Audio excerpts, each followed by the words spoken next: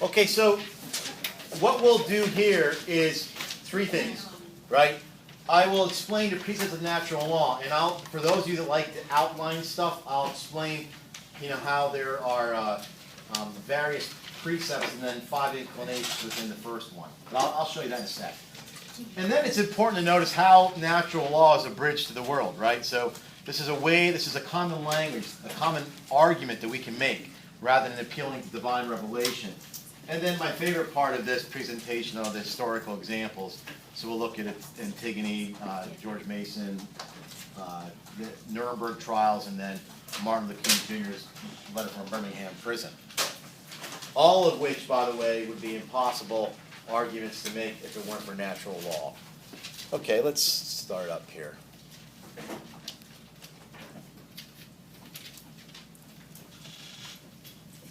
All right. So when we use the word imprinted, we know what this means, right? It's like, how is it written on us? How does it work on us? How do we know it? So natural law is imprinted on man in 2 ways. Rational knowledge, that's one way. So you should know what that is. That's how we, arrive and form judgments. So rational knowledge and natural inclinations. And I'll show you what the natural inclinations are. So if anybody says, how do we arrive at natural law? How can we make determinations using natural law theory? We'll say we're going to use rational knowledge, where we form judgments based on our natural inclinations. So rational knowledge and natural inclinations are the 2 ways whereupon natural law is imprinted on the human person. Now the primary precepts really contain, there's primary, secondary, and remote. So we'll have 3 levels of precepts. The primary precepts, they contain the 5 natural inclinations. The 5 natural inclinations are the things where you cannot not know them, okay? Nobody needs to tell you these. This first one is literally do good and avoid evil, okay? Do good and avoid evil. Nobody needs to tell you that. This, by the way, you do really need to know this. That's the first principle of morality, okay? The first principle of morality in Catholic moral theology is do good and avoid evil. The big word you don't need to know, it is the principle of beneficence, all right? Do good and avoid evil. So even when we might be confused about what is a good, right? Some people in other words, you're trying to educate yourself, you're trying to go and get more training after this, and then you want to get a job, and with a job you want to support a family and live full lives. So these are all good things, right?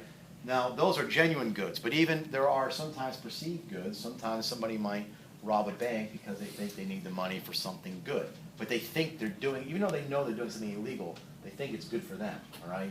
So we call that a perceived or illusionary good. But nonetheless, nobody needs to tell us to do good. We don't do things that are bad for us purposely to hurt ourselves, unless there's some sort of, pathology going on. We seek the truth. Nobody needs to tell you to seek the truth. From probably the youngest years you can remember, if somebody told you something that sounded outlandish, you would say, really? Is it true? If you read a quote on the internet, God, I hope you're at least asking yourself, I wonder if the guy really said it, or the woman really said it. So this is why, again, we are in this situation here in scholastic education. We're seeking the truth, all right? So nobody wants to be lied to. We're always trying to ferret out lies in our life, and nobody had to tell you that. Hey, when you get older, make sure that, you look for truth and not lies. You figure this out on your own. It's something you cannot not know. And I'm not going into these deep. I just want to give you a once-over. Nobody needs to tell you to preserve your own life, right? If Casey was swimming when she was 7 or 8 years old, and somebody was fooling around and holding her head, dunking her under the water, her mom probably was not sitting on the side of the pool saying, I never got a chance to tell Casey to make sure she didn't stay under the water too long. I mean, nobody has to say that, right? Because you're going to fight for the surface. So if this room were on fire, we know, just get out. If you're on a boat and it's sinking, get off. I mean, nobody needs to tell you these things. It's the flight or fright, right? So you're going to get away from danger. That's because it's a natural inclination within the human person. Okay? Procreate. It's really the purpose of us as human people going through puberty. This is how our species preserves itself and carries on. Nobody had to explain that to us. You didn't have a class in grade school that says, now look, make sure that as a human people we have sufficient procreation. I mean, this is just natural, right? Even in the animal kingdom, it's obviously natural. So there's a lot of physiology behind all this. And we'll show how we'll apply this later. But nobody needs to, this is something we cannot not know. Nobody needs to explain to us that procreation is necessary for us as human people. The fifth one is living in society. Now, unlike a philosopher, John Locke, who says we live in society because we're protecting ourselves from outside marauders or danger, we know that we need each other. We're interdependent, right? There's a sense of solidarity and intimacy that we need. And that I used in the past, at least one example of that would be language. You know, we can't think without words, and words are really for communicating. So we're built for this, right? And we also have that video on touch, right? The photographer in New York, where it just changed the way people viewed each other, perceived each other just by the sense of touch.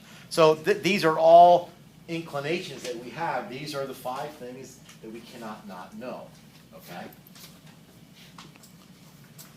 Now, a secondary precept simply is a further application of the primary precepts. So we're going to take the primary precepts, do a little bit more, rational thinking, and apply more knowledge, information, wisdom, understanding, and develop them into secondary precepts. So let's leave do good and avoid evil alone. Let's say, what would be a secondary precept of seeking the truth? Okay, what if a student thought that, education is not necessary? He became apathetic, or she became apathetic to learning. Okay, we can make a natural law argument that you're frustrating a primary precept or a natural inclination of seeking truth. It's not good for you as a human person. All right? We can make that sort of argument. With preserving one's own life, here's how we can further apply this. All right? So I already know, Zveta knows that she has to preserve her own life. I know that I have to preserve my own life. It doesn't take too much more rational knowledge for me to see Zveta as an extension of myself. So if Zveta must preserve her life, then I must help her in that preservation. So if this were a room that were on fire, I, if able, would help Zveta get out because I see her as another me, right? And she's preserving her life and I'm helping her do that. So it's just a little further application of this, all right? Procreation, what would frustrate procreation? Well, without getting into the arguments today, what would not allow procreation to occur? Or what would be an end of the sexual act that would not allow it to procure? One would be homosexual activity. It could be masturbation. It could be contraception. These things frustrate the proper inclination for man to procreate. Don't interpret that right now as Catholics are supposed to have as many kids as possible. They've never taught that, right? So what we're just saying here is that we can make natural law arguments against some of these things. The fifth one, living in society. If we want to put a little further knowledge to that, maybe we can make some really good arguments for a civil discourse around immigration. Okay, that it's necessary for us to live in society. Maybe we could do more about solidarity between various classes within the country. Maybe we can look at tax laws where we get certain breaks or incentives, maybe not incentives, but certain breaks for families with children, right? Because we know that this is important for society. We could even throw in procreation for that. So all we're doing is saying these are natural inclinations, things we cannot not know, and we're further applying them into the secondary precepts, all right? Not that big of a leap. Now, the difference, though, with remote precepts is these are reasonable, but they're not known by everyone. They are reasonable, but not known by everyone. I'll give you just 2 examples so that we can at least clear it up. One example is just war theory, J-U-S-T, like justice, just war theory. Just war theory takes these primary precepts with further applications, and they develop criteria that makes it legitimate for a country to go to war. Now, if you guys choose later on to cover war and peace as some of your topics in the 4th quarter, we'll do that. But it's a reasonable but not known by everybody. So we'll have to look at what they would call, ad bellum. What are the criteria before we go to war? You can't go to war because you don't like the people. You can't go to war because you'd like to have their land to live on. You can't go to war simply because they got stuff you want. All right? There has to be legitimate reasons, legitimate authority, You can't create more havoc. We can go through the principles. But that would be one application. And then when you're in war, there's principles too. They call it in bello, right? So we'd have to say, okay, now you're in war, what do? You don't, use weapons of mass destruction. You don't target civilians and such. But those are remote precepts that are based on the previous ones. Another one would be the principle of double effect. It's often known as PDE. Principle of double effect. What is the principle of double effect? Sometimes you're trying to do a good, but it has a bad effect. But you didn't intend the bad effect, and let's say you're between a rock and a hard place. Without going into the circumstances of it, let me give you a scenario. If a woman was pregnant, but she had a particular type of cancer that needed to be treated immediately, all right, and the treatment of that cancer would probably cause the child to die. Under certain circumstances, one of the circumstances I just laid out, that is legitimate and licit under the principle of the double effect. The abortion, it's not an abortion. The death of the child was not, although it was anticipated, it was not intended. And it was also not the direct act. It wasn't like the doctor said, I will simply abort the child. We knew it would be an effect. It would be a less tragic case would be that, the idea that we should have our whole bodies, like the principle of integrity. Sometimes you have to cut a limb off, right, to save the body. Okay, so cutting a limb off would only be legitimate under certain circumstances. But in those legitimate circumstances, it would be an effect that's necessary. So principle of double effect. Now here's the problem, right? If I kept going on about those scenarios, everybody in this classroom will have an opinion on them. Everybody has an opinion on when war is good. Everybody has an opinion on when, a woman's life is in danger or when other things should happen. But you wonder, how do they arrive at that judgment if they have very little to no understanding of these other principles of natural law? It frustrates people who are professionals in it trying to explain it. And we don't live, unfortunately, in a world where you can have discourse. Could you imagine if you were a politician trying to explain the nuances of the principle of double effect? Good luck. You wouldn't make it through 20 seconds of the online debate before somebody would shout a one-liner and it would take the whole conversation off sideways. So anyway, those are the three precepts. Now, real quick, I just want to look at why this is a bridge to the world. And I think this is a real, you want to say, feather in the cap for the Catholic Church. And I'll talk to you about that in a second. First of all, natural inclinations. They tell us something about the human person. They indicate the end to which the action is aimed. Okay? Natural inclinations indicate the end to which the action is aimed. Just think in simple terms. You have food in your refrigerator. Why? Because you get hungry. So when you get hungry, you know where to go, to the fridge. You get the action and the ends there. You know why you're doing what you're supposed to be doing. Okay? We could say, if X is proper for a human end, then X ought to be done. And also know the negation of that. If X is not proper for a human end, then X ought not to be done. Okay, so again, without going into it, we could talk about why certain sexual acts are not going to be good for the human person. So whatever that might be, we could put it in for X and say, if X is not proper for a human end, then X ought not to be done. We could say that about immigration and society. We could talk about anything that would be good for the human person, whether it's social justice, human sexuality, bioethics. This is the kind of like we want to call it the formula that we would use. But here's what is simple but tricky. You have to know man's design. If you don't know the inclinations of man and how human people are designed, I'm talking spiritually and physically, right? Then how are you going to know man's end? Or even the end of an action? All right, so without going into it today, 2 men and 2 women cannot procreate. It's not possible. Nobody's arguing that. Then there has to be something that is brought to bear on their attempt at a sexual act that we could talk about legitimately, whether it is within the design of the human person or not. So before people might be thinking, what about adoption? Well, adoption is not about procreation, right? Even IVF. I mean, I did hear that there actually creating a type of synthetic sperm, but God forbid if we get the synthetic sperm and eggs, we're going to be in trouble as a people. But nonetheless, these things are necessary. All right, so even in vitro fertilization, we're still talking about something that came from male-female. So that's not the end-all of the argument. Don't think that's the end-all of the argument. But that is also part of the argument. You can't discount that simply because we say we have technologies that'll circumvent that.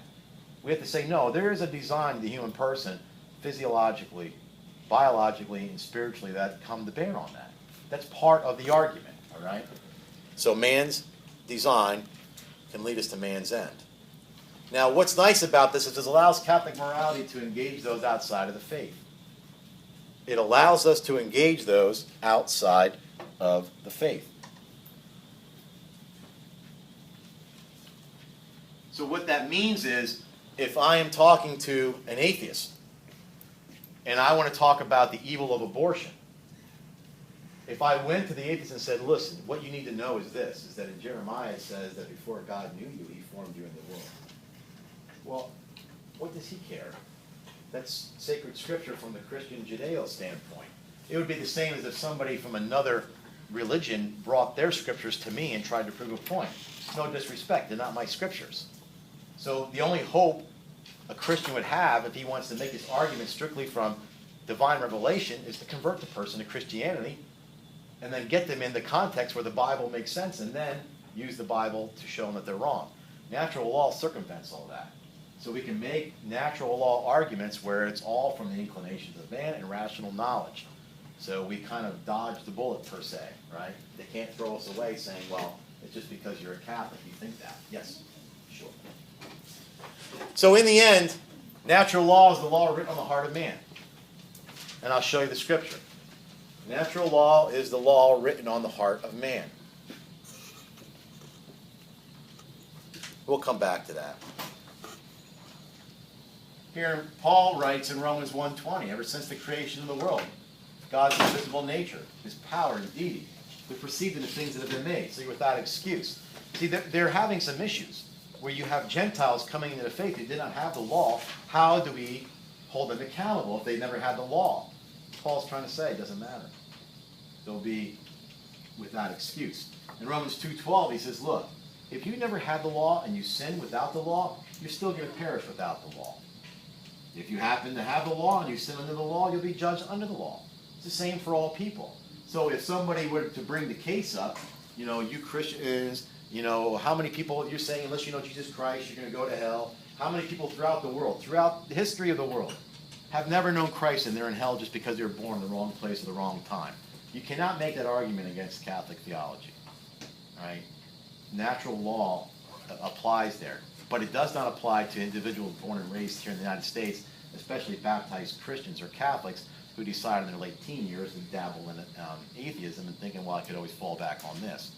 It's a different story, right? Different story. Anyway, the last line there I just rewrote up here for you guys. Natural law will accuse or excuse you. Natural law will accuse or excuse you. It's written on your hearts. So we even know people who perhaps did something very devious. At some point, their conscience starts on them. We would say that conscience is where man is alone with God. So this is natural law at work within the individual. It's not always the case, obviously. Sometimes they can really sear their conscience and they can not think twice about their acts. But nonetheless. All right. Just a couple points, and then I'll show you. I have a couple videos. So, is natural law a Catholic thing? It doesn't need to be. Natural law need not be a Catholic thing, although the Catholic Church is really the herald of it. Not many Protestant denominations, or maybe more individuals within Protestantism, will accept it. But it's not widely held. Now, why is that? It has not been well developed in Protestant ethics because of their understanding of the fallen human person. So you have to, Martin Luther would talk about, the individual being corrupt. John Calvin says, that man's nature is totally corrupt. Well, if you have a vision of the human person, that their nature is totally corrupt, how are they going to be capable of rational knowledge and applying the inclinations? They do not. It won't be reliable. You're going to have to go back and almost think in the first quarter when I talked to you about the nature of the human person in Protestant and Catholic understandings before the fall. Remember how I said nature and the human person, where nature was always supernatural to the human person? I'm sorry, grace was always supernatural to their nature. And in Protestant theology, grace and nature were both natural. So then after the fall, you had a split. So one, the Catholic says, well, we see things through, dimly. Most Protestant ethics will see a fallen human nature that's not capable of arriving at these reasons. This one? Yeah. Not well developed in Protestant ethics because of their fallen understanding of human nature. Okay, their fallen understanding of human nature. Now that's not true across the board, right? I mean, in Lutheranism, like the ELCA, they typically do not accept natural law. But there's a really fine reverend, I think, Karl Broughton, who's a champion of natural law. But he's kind of alone. I mean, there's not a lot of them. But anyway, and by the way, this changes everything then. Human sexuality, if you wonder why there's differences on human sexuality and contraception, it's this. All right? Okay, historical examples. The first one, Sophocles, the work Antigone. We read it last summer. Okay, so for those of you that don't know the story per se, just real quick, you have the woman Antigone and her sister. Antigone's trying to get her sister to help her bury their brother, who died in battle against their uncle Creon, right? Creon declared that he should not be buried. That was sort of a way of saying you're not going to be able to have an afterlife. We'll allow your body to rot.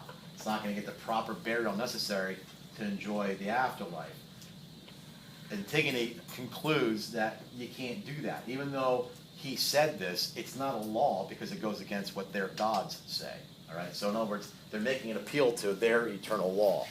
So let me play this. I'll hit the lights and then we'll move on. We have 2 brothers, both of them dead. And Creon has decreed that a decent burial shall be given to one, but not to the other.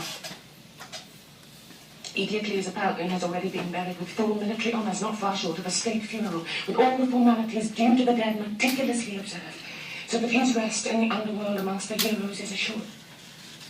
But poor Anchises, who died in agony just as certainly as his brother did, is not to be buried at all. The decree makes that quite plain.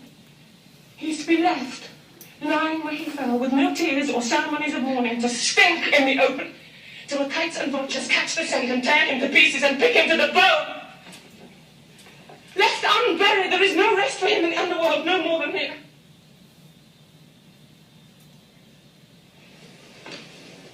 What a great king our Creon is, eh, sister? It's against us, you realize, and against me in particular, that he has published this decree. And he'll soon be here himself to make it public to the senators and anyone who may not have heard it. He isn't bluffing. He means to act, to make it stick. The punishment for anyone who disobeys the order is public stoning to death. So that's the news. And you know it now.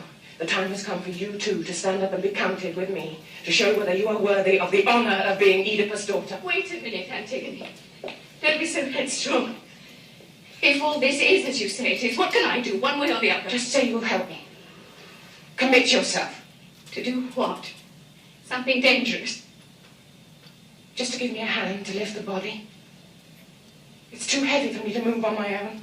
To bury him, you mean, in spite of the decree? He's my brother.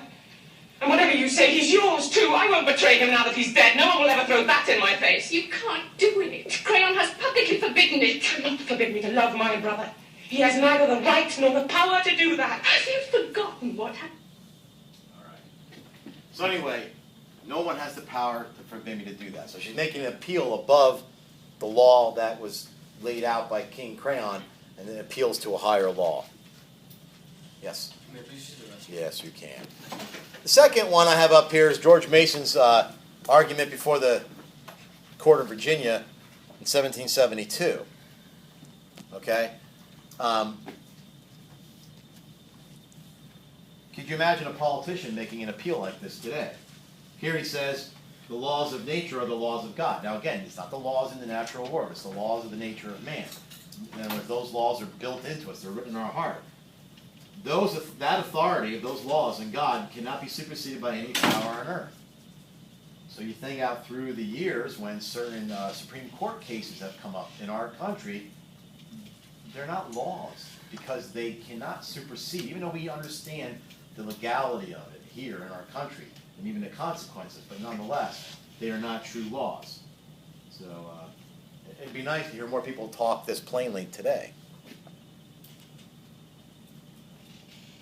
The third one I have for you is the Nuremberg Trials. So if you don't know what that is, that's where the trials following World War II with the captured Nazi war criminals, they held the trials there and, of course, gave out the sentences. Now, the thing about these trials is, ironically, like it's not ironically, but it sounds ironic to us, is these Nazi sympathizers and war criminals committed no crimes. Now we say, well, surely did they genocide, they killed people, but there was no law that they broke. The law in Germany was the will of Hitler. So their arguments were just that. We broke no laws. We were simply following orders. Isn't authority what we're supposed to be under? If we place ourselves under authority, we did what we were told. How can you hold us accountable? Well, they had to come up with some understanding on how you cannot not know this. So they did crimes against humanities.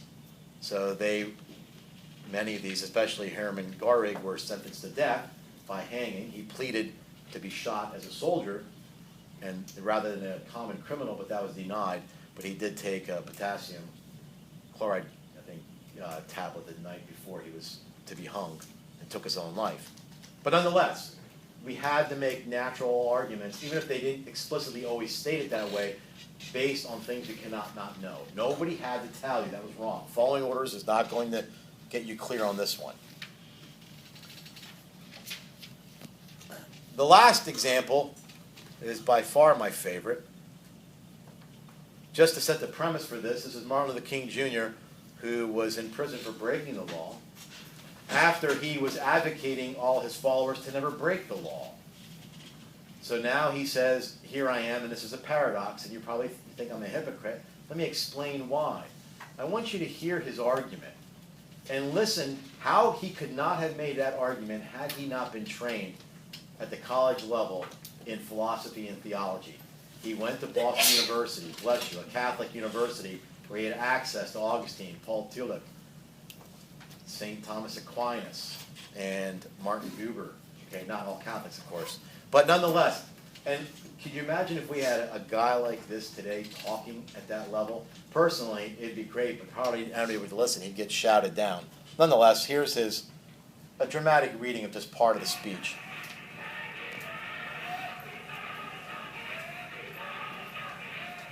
You express a great deal of anxiety over our willingness to break law. This is certainly a legitimate concern, since we so diligently urge people to obey the Supreme Court's decision of 1954, outlawing segregation in the public schools. At first glance, it may seem rather paradoxical for us consciously to break laws. One may well ask, how can you advocate breaking some laws and obeying others? The answer lies in the fact that there are two types of laws, just and unjust. I would be the first to advocate obeying just laws. One has not only a legal, but a moral responsibility to obey just laws. Conversely, one has a moral responsibility to disobey unjust laws. I would agree with St. Augustine that an unjust law is no law at all. Now, what is the difference between the two? How does one determine whether a law is just or unjust? A just law is a man-made code that squares with the moral law or the law of God. An unjust law is a code that is out of harmony with the moral law.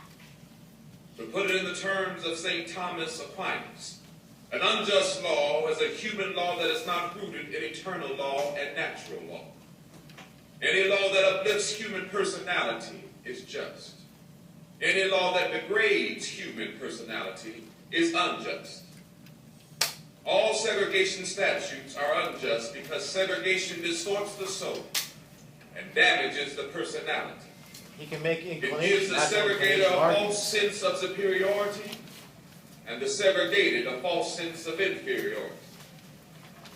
Segregation, to use the terminology of the Jewish philosopher Martin Luther, substitutes an I-it relationship for an I-thou relationship and ends up relegating persons to the status of things. So Mr. Ware said you segregation use is things, not not only people. politically, economically, and sociologically unsound. It is morally wrong We and got sinful. 2 minutes. Just hang in there. Hang in there. Paul Tillich has said that sin is separation.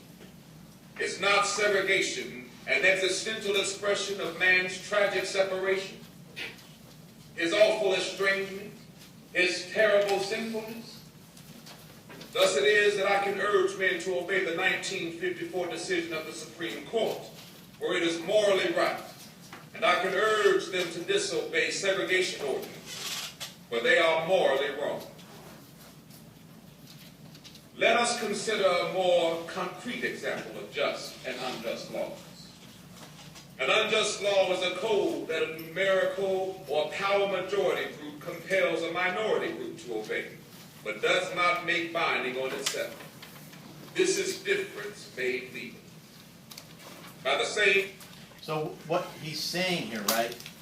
Segregation laws, he says it is no law. It doesn't square with the eternal law or natural law. The same way from that Buck court case in 1927, forced sterilizations. You'd be morally obligated to not obey it. It's the same way that these nuns who are fighting being forced to pay for contraception, in the end, regardless of what the Supreme Court says, they will not obey it. Okay? All these without natural law, you couldn't make the argument. Okay? All right. Very good.